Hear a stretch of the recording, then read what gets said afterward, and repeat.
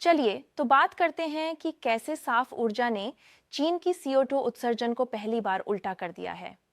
जैसे कि पहली तिमाही 2025 में चीन की उत्सर्जन में 8.6% की गिरावट देखी गई, जबकि बिजली की मांग में तेजी थी। हाँ, बिल्कुल।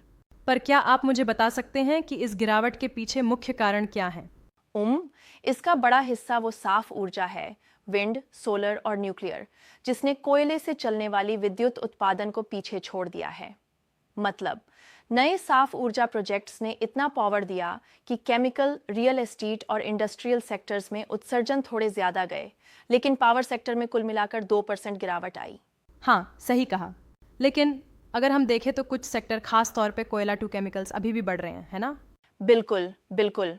यानी कि जबकि बिजली के उत्पादन में गिरावट आई, कुछ अन्य क्षेत्रों में उत्सर्जन में 3.5% की बढ़ोतरी हुई।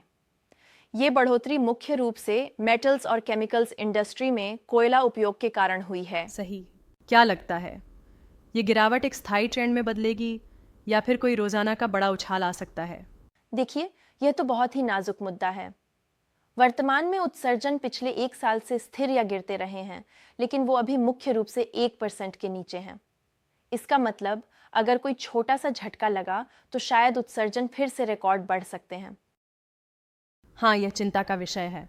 और एक और महत्वपूर्ण बात है, न्यू रिन्यूएबल पावर की एक नई प्राइसिंग पॉलिसी है, जिससे नए वांड और सोलर प्रोजेक्ट्स पर असर पड़ सकता है। इस पॉलिसी के चलते जल्दबाजी में प्रोजेक्ट्स पूरा करने की होड़ देखी हाँ, गई ठीक है। है, ये भी एक इश्यू है। अब यूएस के टैरिफ्स और ट्रंप के प्रभाव के बारे में क्या कहेंगे? ऐसा लगता है कि ये भी चीन की आंतरिक खपत पर जोर देने का एक कारण बन रहे हैं। सही कहा आपने।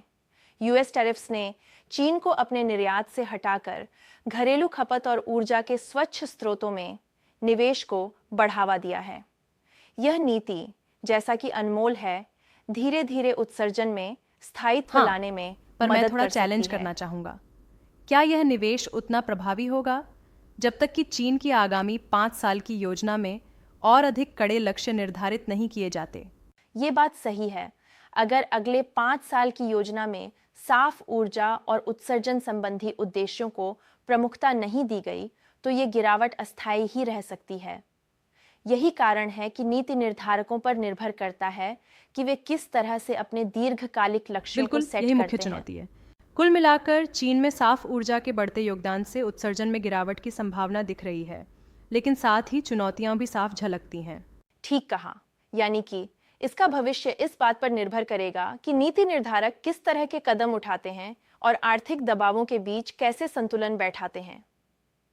ये एक रोचक समय है और देखना होगा कि आने वाले वर्ष में क्या बदलाव आते हैं।